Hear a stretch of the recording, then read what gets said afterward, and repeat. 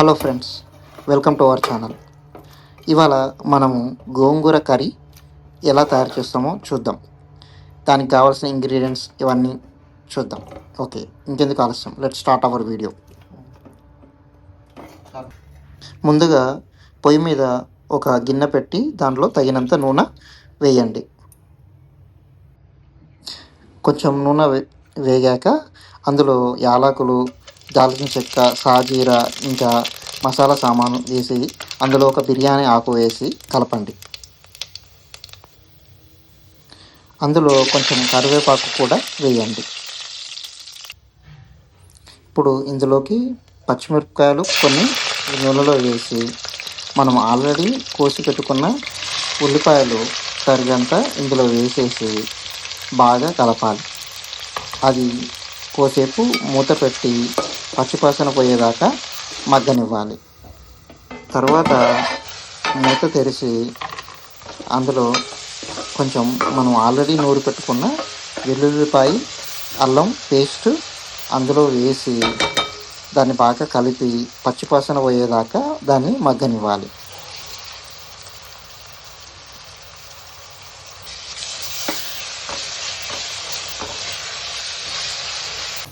ఇప్పుడు మనం ఇందులోకి కొంచెం పసుపు తీసి వేసి కలపాలి.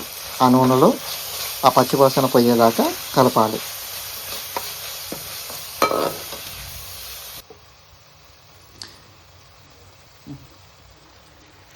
ఇప్పుడు మనం ఆల్రెడీ కడిగి పెట్టుకున్న గోంగూర ఆకుల్ని ఈ మగ్గిన ఉల్లిపాయలలో వేసి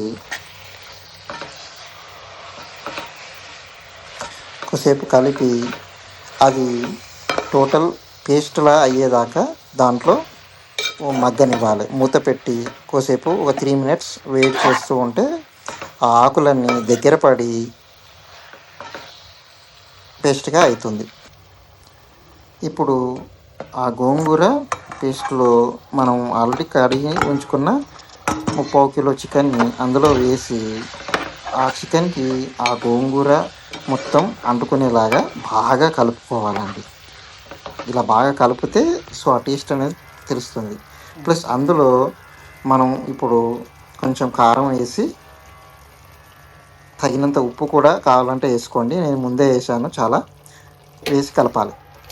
కలిపిన తర్వాత ఆ చికెన్ అనేది ఆల్మోస్ట్ దగ్గరగా డ్రైగా అయిపోతుంది. ఇలా ఉన్న చికెన్ని కోసేపు మగ్గనివ్వాలండి. ఆ మగ్గని కోసేపు వేడి చేస్తే దానిలో ఫ్లేవర్స్ అన్నీ అతుక్కుంటాయి. ఇప్పుడు ఆ చికెన్కి కొంచెం వాటర్ వస్తాయండి, కానీ మనం ఇంకొంచెం ఉడకబెట్టుకోవాలా అంటే కొంచెం వాటర్ పోస్తే మంచిది. నేనైతే ఒక గ్లాస్ నిండా వాటర్ పోసామండి. సో దాంతో మనం చికెన్ని ఉడకపెట్టుకోవడానికి చాలా ఉపయోగపడుతుంది. ఇప్పుడు వేడివేడిగా ఉన్న చికెన్లో మనం ఆల్రెడీ కట్ చేసి పెట్టుకున్న పుదీనా ఆకులు వేసేసి కోసేపు కలిపిన తర్వాత మూత పెట్టాలి.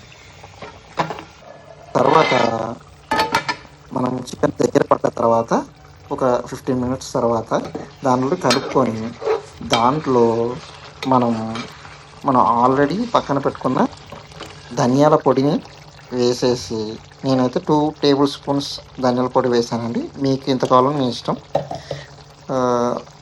దాంట్లో కలిపేసుకొని ఇలా చికెన్ని కొద్దిసేపు కలిపాక మళ్ళీ మూత పెట్టండి.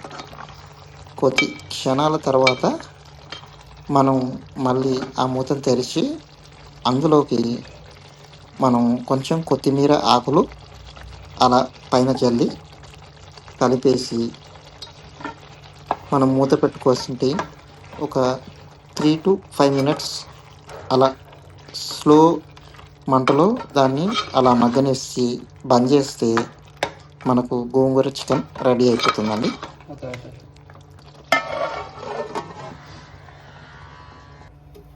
ఇప్పుడు మూత తెరవగానే గుమగుమలాడే గోంగూర చికెన్ కర్రీ రెడీ.